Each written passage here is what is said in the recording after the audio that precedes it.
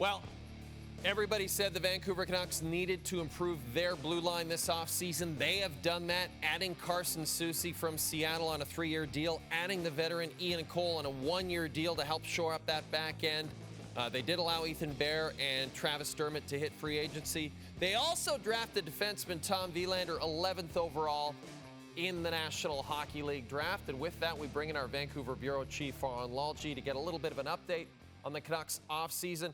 Last time we talked to you, buddy, the Canucks had just bought out Oliver Ekman-Larsson. Everyone was a little bit shocked. They talked about how they wanted to switch up their blue line.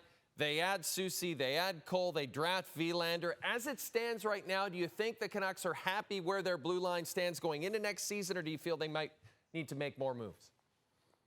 Well, first of all, I'm not happy that you brought me in July to talk about hockey. I thought we had an arrangement here, but I will try to get through it. Look, I think the Canucks feel they're improved on defense, and they certainly are. They got rid of Ekman-Larsson. It just wasn't an inefficient contract to give him some flexibility. You know, when you look at their starting defensive core that they iced on opening night a year ago versus what they're going to ice this coming fall, only one player remains. That's Quinn Hughes. I know you know that because you've got really good producers and they prep you well. But there's also a bit of a hope bet here, right? You've got Ian Cole, who's 34 years of age. Yes, there's been times where he's been in a shutdown pair, even recently with Eric Chernak in Tampa. But can he be potentially a number one right side defenseman alongside of Quinn Hughes? Philip Hronek, who they added midseason last year, but because of the injury, they didn't get to see him much. Can all of a sudden a player like Carson Soucy go play next to him when generally he's been better served in a third pair role? 28 years of age, they gave him some term. So they certainly are taking a bit of a hope bet with those guys, but overall you'd have to believe they're better and more efficient in their contracts, especially if they can take a guy like Tyler Myers and keep him in the third pair. Your 6 and 7 are going to be some journeyman types or some younger players, and that's not a bad thing.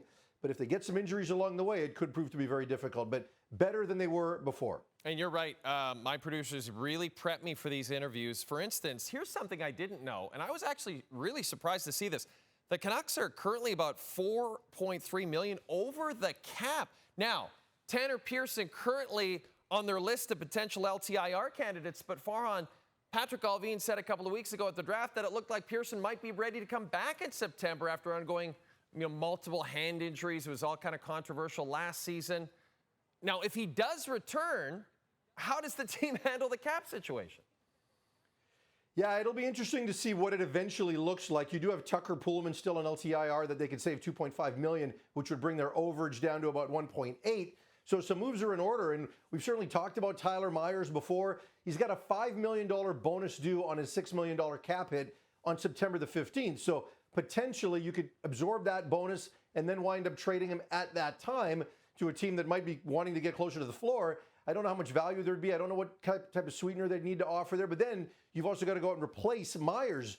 Other names like Connor Garland, and they've been trying there. They can't get him moved. So they're going to have to make a move somewhere along the way. And when they bought out Oliver Ekman-Larsson, you felt that, okay, they've got some flexibility and teams can't take advantage of them because now they've got some breathing room. Well, now teams can take advantage of them because they know they're up against it. So another move's got to happen here somewhere along the way. Last time we talked to you, we talked about the fact that the Canucks would love to get Elias Pettersson signed to a long-term deal. He'll be a restricted free agent at the end of next season. You said that Pettersson really wanted to see how things shape up this season in terms of how Allvin constructs the roster. We've seen a couple of restricted free agents traded out of Canadian markets recently, Pierre-Luc Dubois, Alex DeBrincat most recently.